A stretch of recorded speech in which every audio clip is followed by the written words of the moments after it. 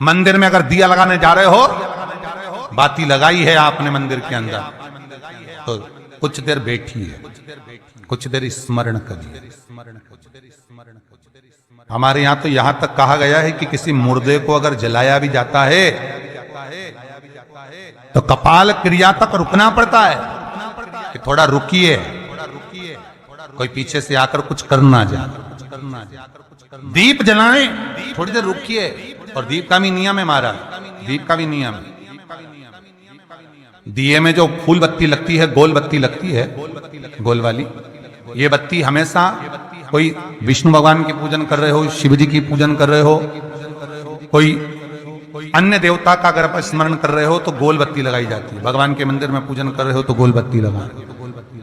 लंबी बत्ती, लंबी वाली जो बत्ती होती है लक्ष्मी की पूजन में, देवी पूजन में, जितनी भी माताओं की आप पूजन करोगे, जितनी भी देवियों का आप स्मरण करोगे, उसमें लंबी बत्ती का प्रमाण है।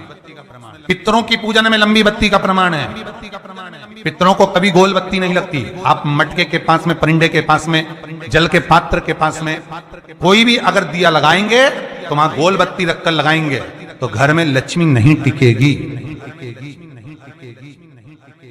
कई लोग कहते हैं कि परिंदे के पास, मटके के पास में, पानी के स्रोत के पास में जहां जल भरते हैं, हंडा रखते हैं, टंकी रखते हैं, वहां पर मटके के पास बत्ती लगाओ, दिया लगाओ, पितर शांत रहेंगे। तो पितरों को शांत करो, मना नहीं है, पर दिया लगाने का नियम है कि पितरों को अगर आप दिया लगा रही हो मटके के पास, परिंदे के पास, या अमावस्या के दिन पितरों के लिए अगर दीप लगा रही हो तो गोल बत्ती अगर लगाओगी तो कार्य कभी सफल नहीं होगा। धन आएगा जाएगा, टिकेगा नहीं। इसलिए पितरों के लिए अगर दिया लगाना है, पूर्वजों के लिए दिया लगाना है, पितरों के लिए अगर दीप लगाना है तो लंबी बत्ती लगाइए, लंबी बत्ती। महाराज लंबी बत्ती का प्रमाण हमारे यहाँ शास्त्र का प्रमाण, गोल बत्ती का। और सुंदर चरित्र कहा, यदि आपके जीवन में बहुत ज्यादा लक्ष्मी से तकलीफ है, कष्ट बहुत ज्यादा है, या इसलिए शायद कहा जाता है कि भगवान को सर्वश्रेष्ठ कौन सा चंदन अच्छा लगता है। आपको पहले भी कथा में कहा, आगरा की कथा अगर किसी ने सुनी होगी तो उसमें वर्णन किया। भगवान को सर्वश्रेष्ठ चंदन कौन सा, भगवान को सर्वश्रेष्ठ चंदन कौन सा प्रिय है, वो कौन सा चंदन है जो भगवान विष्णु को लगाएं, राम को लगाएं, कृष्ण को लगाएं, वो कौन सा चंदन है जो श्री हरि को लगाया जाए। तो जीते जी भगवान विष्णु एक बार गले लगाते हैं, उसको कहते हैं हरि चंदन। कौन सा चंदन है? हरि चंदन। हरि चंदन बाजार में नहीं मिलेगा, हरि चंदन आपको बनाना पड़ेगा। कैसे बनाना है? तुलसी जब सूख जाए उसकी जड़ को निकाल लिया जाए, वो जड़ को पानी में धो लिया जाए, धोने के बाद उसको सिलवट्टे पर, पत्थर पर घिसा जाए और घिसकर उसमें थोड़ा सा कुंकू, रोली डालकर तैयार कर जो भगवान विष्णु के मस्तक पर, कृष्ण राम के मस्तक पर लगा देते हैं और उसकी एक बिंदी अपने हृदय पे लगा लेते हैं। जीते जी भगवान एक बार उसको गले लगाते ही हैं। हरि चंदन, प्रियता। जैसे शिव महापुराण में रुद्र चंदन का भाव है, शिव महापुराण में रुद्र चंदन का प्रमाण दिया जाता है। अगर आपने लिंग पुराण पढ़ी हो तो उसका 5वां स्कंद अवश्य पढ़िएगा महाराज, और शिव महापुराण अगर पढ़ रहे हो तो उसका कुमार खंड पढ़िएगा, जिसमें रुद्र चंदन का प्रमाण है। रुद्र चंदन कैसा, रुद्र चंदन का प्रमाण कैसा? तो महाराज कहा, चंदन घिसकर, पीला चंदन घिसकर उस चंदन को 3 मुखी रुद्राक्ष पर लपेट लिया जाता। 3 मुखी रुद्राक्ष पर उस चंदन को लपेटा जाता। लपेटोगे उसके बाद उसको ऐसा गोल करोगे तो एकदम चिकना हो जाएगा, एकदम चिकना, ठीक है, एकदम चिकना हो जाएगा। और उस चंदन को आप शिवरात्रि के दिन, और कोई से भी महीने की शिवरात्रि, किसी भी महीने की हो, सब फलदायी होती है। अगर आप पंचांग में देखेंगे तो शिवरात्रि लिखी हुई आती है, हर महीने शिवरात्रि पड़ती है। किसी भी महीने की शिवरात्रि पर रुद्र चंदन अर्थात जो चंदन का आपने 3 मुखी रुद्राक्ष में लेपन करा है, उसका गोला बनाया है, वो चंदन अच्छा मोटा मोटा कर लेना, अच्छा बढ़िया, ऐसा नहीं थोड़ा बहुत ही लगाओ, पूरा रुद्राक्ष दिखना नहीं चाहिए, पूरा लपेट कर उसको शंकर के शिवलिंग पर ले जाकर रख दीजिए और फिर धीरे धीरे शंकर भगवान का जल अभिषेक करना प्रारंभ कर दीजिए। वो चंदन पूरा धीरे धीरे शंकर के शिवलिंग पर डलना चाहिए। शंकर के मूल मंत्र श्री शिवाय नमस्तुभ्यम का जाप करिए। ये कहलाता है रुद्र चंदन। इस चंदन के अभिषेक से महाराज जो काम नहीं होता आप कर कर उस कार्य को प्राप्त कर सकते, सिद्ध कर सकते।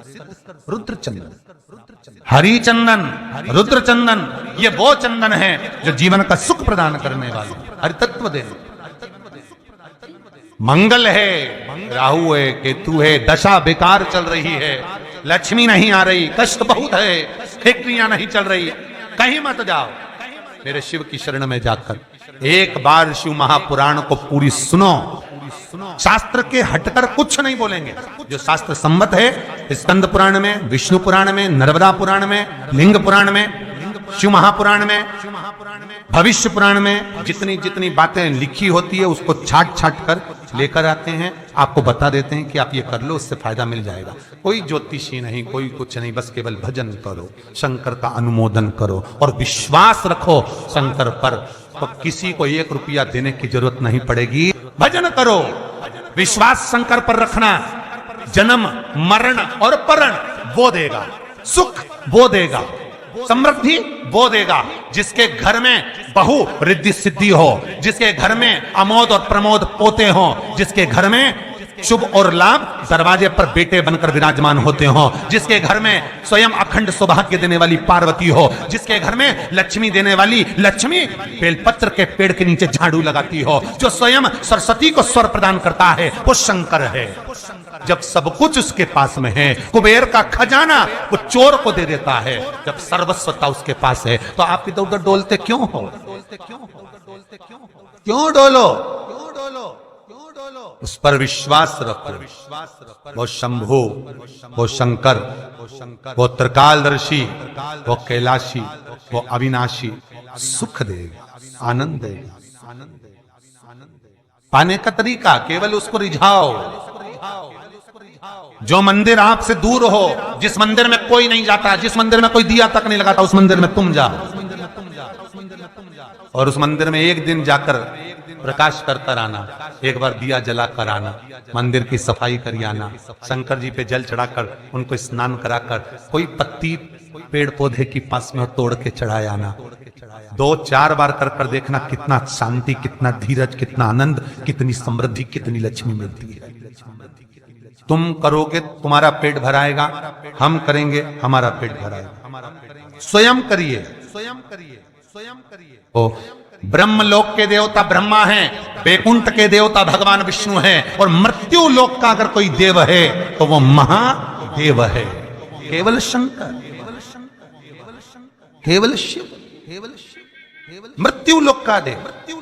अभी एक विचार करो, तुम्हारे घर में अगर थोड़ी सी तकलीफ आई तो सबसे पहले अमेरिका में लड़का रह रहा वो आएगा क्या? पूना में बच्चे रह रहे हैं वो आएंगे क्या? इंदौर में बेटी रह रही वो आएगी क्या? उज्जैन में कोई रह रहा है वो आएगा क्या?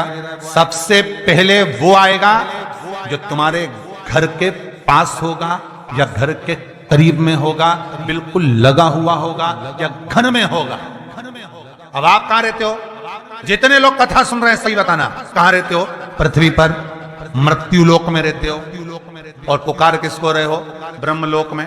पुकार किसको रहे हो? बैकुंठ लोक में। पुकार किसको रहे हो? इंद्रलोक में। और जो घर के घर में रह रहा है, जो तुम्हारे पास में रह रहा है, जो मृत्यु लोक में रह रहा है, उसको तो बुलाइए।